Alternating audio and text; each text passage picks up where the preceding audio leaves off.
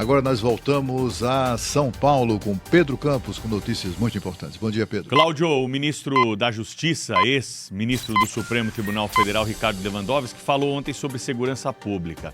Ele fez questão de ter um discurso muito responsável ao dizer que esses casos de violência policial, que serão tratados aqui ao longo do programa, daqui a pouco com a nossa reportagem, estão sendo alvo da nossa cobertura jornalística nos últimos dias, eles são isolados, eles não podem contaminar toda a corporação. Até aí, muito prudente a fala do ministro da Justiça, porque nós estamos falando de 40 e poucos policiais afastados num universo de mais de 80 mil homens e mulheres que servem a corporação no maior estado da federação.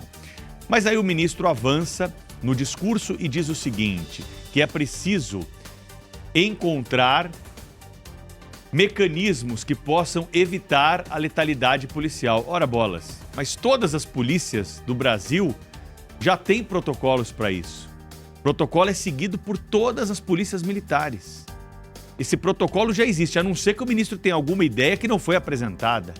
Dizer obviedades para ganhar algum tipo de proveito político é o erro, apesar, repito aqui, de pontuar muito bem que essa contaminação desses casos isolados não podem recair sobre toda a corporação que presta um serviço importantíssimo de defesa da população e que enfrenta dificuldades impostas pelo próprio ministro, como, por exemplo, a audiência de custódia, que tanto falamos aqui nesse programa, que leva o bandido até o juiz, imediatamente após a prisão, e ele consegue sair do fórum antes que o policial, muitas vezes. Porque há mecanismos aí na legislação, interpretações da lei, que fazem valer a regra que não é a prisão. Mas para um sujeito que já foi preso mais de uma vez, para um bandido criminoso que já foi pego mais de uma vez para a polícia, tem de valer essa regra de responder o processo em liberdade? Essa é a pergunta que a gente tem feito há muito tempo por aqui e que muitos daqueles que estão nos acompanhando fazem quando trazemos casos desse à tona. O ministro Ricardo Lewandowski anunciou que tem medidas de segurança pública que serão anunciadas em breve para tentar conter a violência policial. Vamos acompanhar.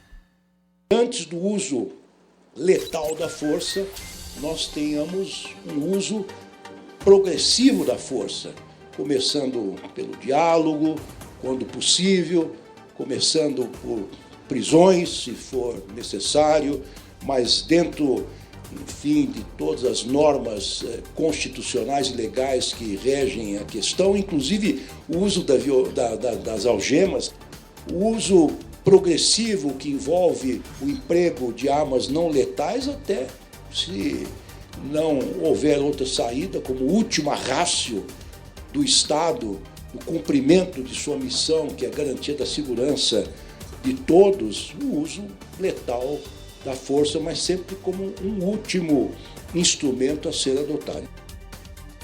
Tudo que o ministro disse já é sabido. Não tem absolutamente nada de novo em relação à recomendação que é feita e ao treinamento das polícias em todo o Brasil. Se algum policial faz algo diferente disso, ele tem de ser punido.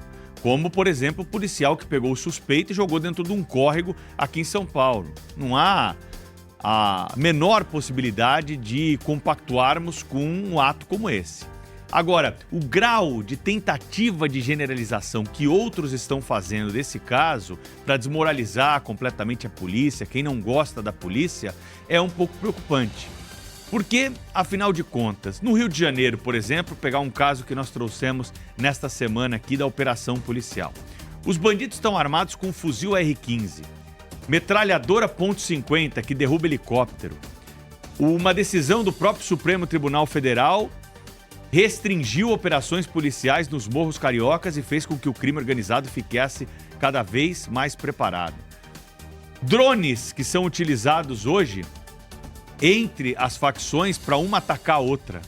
Olha o aparato que essa gente tem. Isso sem falar das barricadas que são colocadas para impedir a chegada da polícia e também das armadilhas. Os bandidos lá no Rio de Janeiro, eles constroem um muro e eles deixam buracos ali no muro justamente para o traficante o criminoso, o integrante da facção criminosa, colocar o fuzil na hora em que a polícia vai entrar. Ou seja, ele tem uma proteção e apenas um furinho ali no muro, justamente para colocar o cano da arma que será utilizada para impedir a entrada da polícia.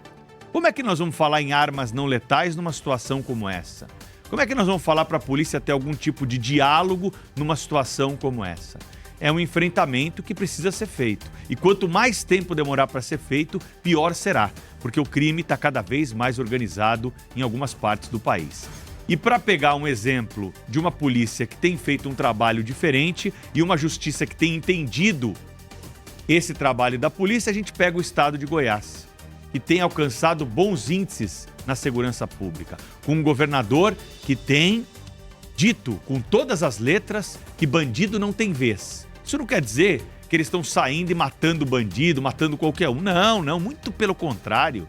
Eles só estão fazendo o cumprimento mais rígido da nossa legislação e não aquele mais light, aquele mais soft, aquele mais tranquilo, baseado nas chamadas garantias, um dos princípios pelos quais o ministro Lewandowski sempre defendeu nas suas atuações. Então, nós temos que escolher.